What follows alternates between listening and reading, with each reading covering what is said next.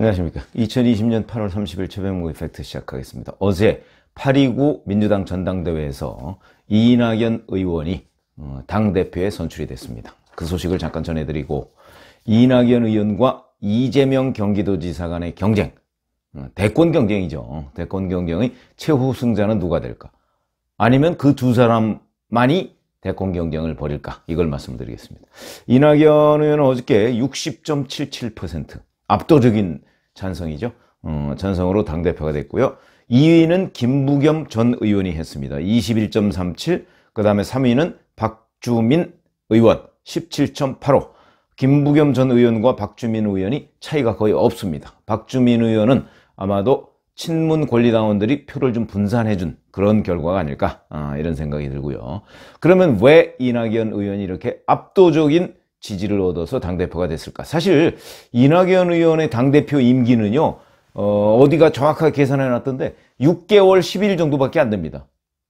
임기는 원래 2년인데 왜 그런 건 아시죠? 만약에 대선에 출마한다고 할 경우에는 내후년이 대선이니까 내후년 3월 9일이 대선이거든요. 그러니까 내년 3월 8일까지가 사실상 뭐 임기인 셈입니다. 그러면 6개월 10일이라고 하는 그 결과가 그래서 나오는 거죠. 왜냐면 대선 1년 전에 당원 당규를 바꾸지 않는 한 대선 1년 전에 대표직을 내려놓게 돼 있습니다. 그래서 6개월 10일이다. 그럼 6개월 10일 동안 과연 이낙연 의원이 뭘 할 수가 있을까? 이런 거를 이제 중점적으로 말씀드렸는데, 그러면 그럼에도 불구하고 왜 그 민주당 당원들은 이낙연 의원을 대표로 뽑았을까? 그걸 이렇게 보시면 됩니다. 지금 민주당의 대권 주자라고 하면 얼마 전까지는 이낙연 의원 독주 체제였습니다. 그러니까 민주당원들 사이에서는 이낙연은 여러 아웃 오브 댐, 그러니까 대권 후보 여러 명 중에 한 명이야. 그 중에서도 1등하고 있었어.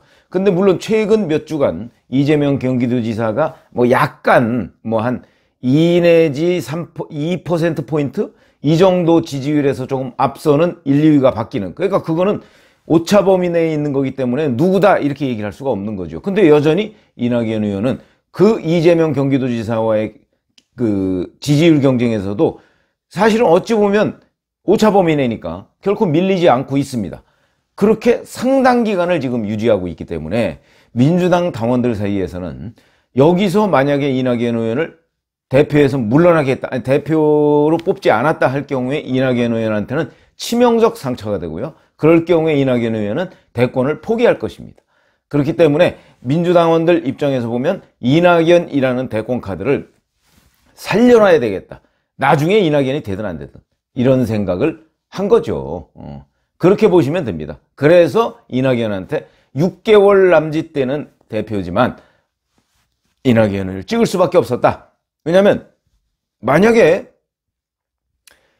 이낙연은 정말 대권에서 근접해도 안 된다 라는 생각을 당원들이 가지고 있다면 여기서 김부겸 전 의원을 대표로 그러면 김부겸 전 의원은 나는 2년간 그 대표를 임기를 다 채우겠다 이렇게 얘기를 했기 때문에 당연히 김부겸 전 의원을 했죠. 그거는 민주당의 이른바 동진 전략으로 볼 때도 당연히 매우 유리한 구도입니다. 그럼에도 불구하고 그런 것 때문에 사실 김부겸 전 의원이 마지막에 보면 여러 가지 친문들의 구애 작전을 펴느냐고 무리한 주장을 많이 폈었죠. 그럼에도 불구하고 친문들은 이낙연 의원을 버리지 않았다. 그 이유는 대권 카드로 여전히 유효하다고, 이낙연이라고 찍진 않았지만 많은 다른 사람들 중에 우뚝 선 이낙연이라는 사람을 여기서 버리면 안 된다 하는 판단으로 대표로 뽑았다 이렇게 보시면 되고요.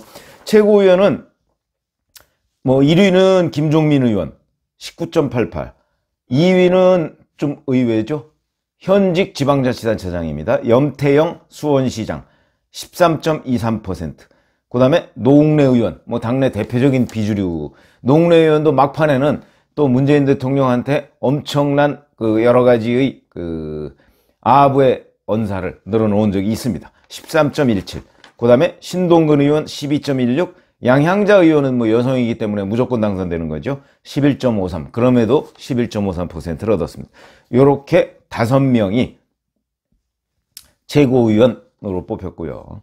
이낙연은 이제 약간 울먹이는 듯한 그런 표정으로 후보 수락연설을 집에서 했습니다. 요새 자가격리 중이니까 내일까지 자가격리 중입니다. 국가적 위기에 저에게 주신 임무는 분명하다. 이걸 내가 5대 명령어로 받아들이겠다 그러면서 자, 현 국난극복위원회를 확대 재편해서 코로나 전쟁에서 승리하고 정부와 긴밀히 협력하겠다. 그 다음에 국민의 삶을 지키겠다. 민생을 돕기 위한 당정협의를 본격화하고 기존 방식을 넘는 추석 민생 대책을 시행하고 재난지원금도 함께 논의하겠다. 뭐 이런 얘기를 했고요. 그 다음에 코로나 이후 미래를 준비하겠다 이러면서 디지털 뉴딜과 그린 뉴딜 중심의 한국판 뉴딜은 미래 준비의 토대가 된다. 이런 주장을 했고, 통합의 정치를 하겠다. 원칙은 지키면서도 야당에 양보할 것은 양보하는 원칙 있는 협치를 하겠다. 다섯 번째, 혁신을 가속화하겠다. 국민 앞에 겸손한 정당으로 민주당을 유능하고 기민하면서도 국민 앞에 겸손한 정당으로 이렇게 만들겠다. 뭐 이런 얘기를 했습니다. 이게 뭐 5대 명령이다 이렇게 얘기를 했는데 뭐 이렇게 딱 와닿지가 않죠. 저도 이걸 다 읽어가면서 별로 와닿지가 않네. 너무나 일반적인 약간은 립서비스 형태의 영혼이 담겨 있지 않은 그런 연설로 보입니다. 이게 바로 저는 이낙연 스타일이다 이렇게 생각을 합니다. 이낙연 스타일의 이게 장점이자 단점이죠.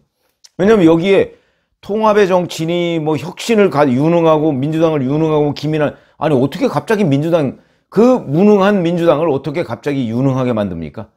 이미 의원들 다 있는데요. 그리고 그 의원들 중에 잘 아시지만 어제도 제가 말씀드렸지만 뭐 걸핏하면 시민단체 추천 뭐 이런 거 넣는 법안이나 내고 이런 사람들 어떻게 유능하게 만들겠다는 것인지, 유능하게 만들려면 제가 보기에는 그 사람들을 바꾸는 수밖에 없을 것 같은데, 그런데 그런 얘기를 하고 있습니다.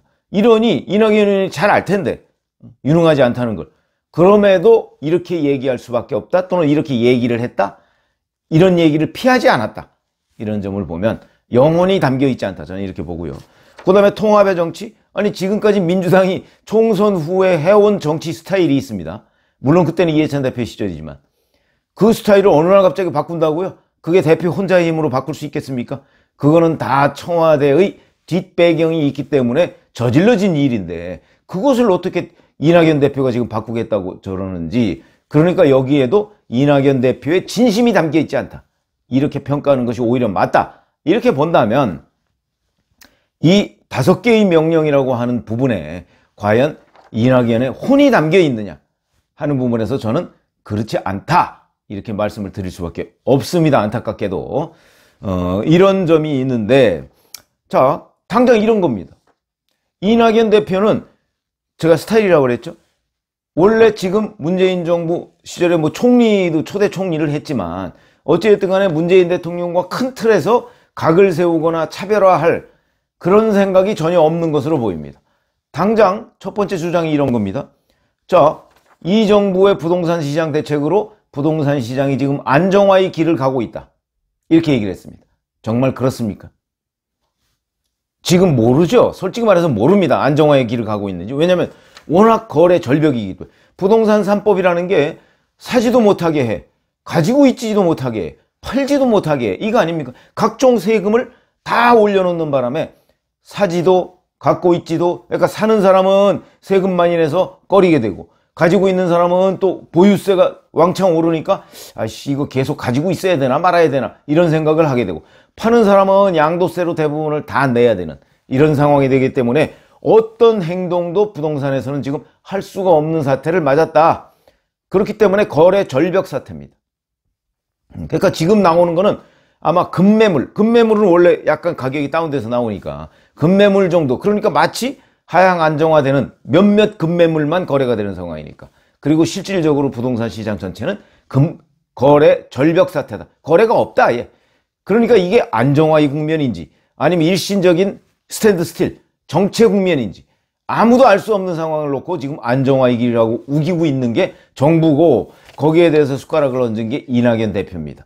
이건 무슨 얘기냐? 이낙연 대표는요, 정말 정확하게, 자기도 기자 출신이니까 정확하게 중립적으로 얘기를 한다면 부동산 시장에 관해서 아예 얘기를 하지 말거나, 아니면 부동산 시장은 좀 더 지켜보자고 얘기를 하거나, 아니면 확실하게 지금은 거래 절벽이기 때문에 이게 중장기적으로 작동을 할 것인지 여부는 좀 더 두고 보자, 만약에 작동을 안 하면 내가 어떻게 하겠다, 뭐 이런 얘기를 하든가 이렇게 해야 되는 것인데, 이렇게 해서 결국 정부 여당과 정부 여당의 시각, 정부 여당이 우기고 있는 그 주장에 힘을 실어줬습니다.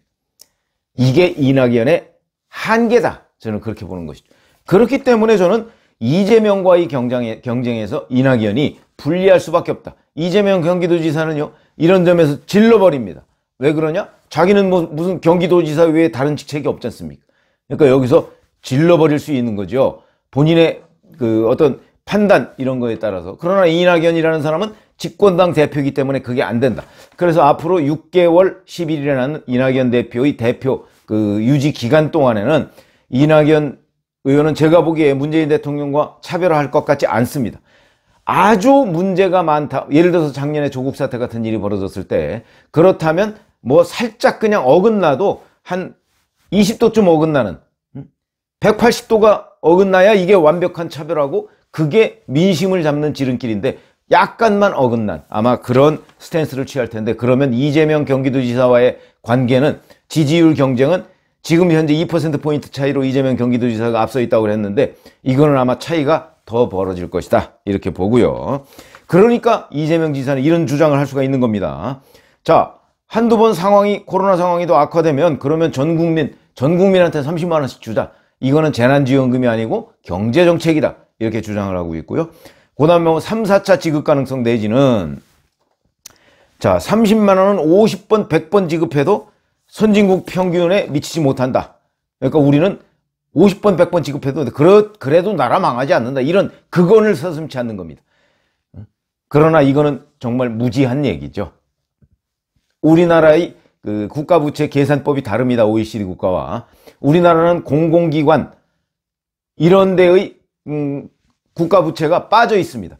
그래서 우리나라가 지금 43%인가 뭐 국가부채율이 된다고 했는데 이명박 정부와 박근혜 정부 때는 경제기획원 기획재정부에서 유지해온 게 마지노선이 40%였는데 문재인 정부에서 그게 무너졌고 지금 43%인데 지금 이 이재명 지사 얘기는 그거 한 60, 70 가도 아무 문제 없다 이렇게 얘기하는데요. 그게 아니고 계산법이 다릅니다. OECD하고. OECD는요. 공공기관, 정부 산하기관 이런 데의 부채까지 다 포함해서 국가부채로 잡는데 우리나라는 그렇지 않습니다.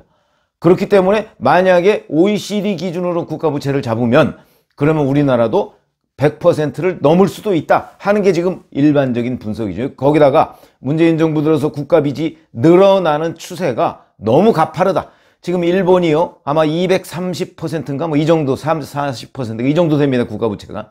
거기도 왜 이렇게 됐느냐? 갑자기 늘었습니다. 잃어버린 10년 이후에 재정 확대 정책을 쓰다 보니까 갑자기 늘어서 지금 230, 40%까지 간 거거든요.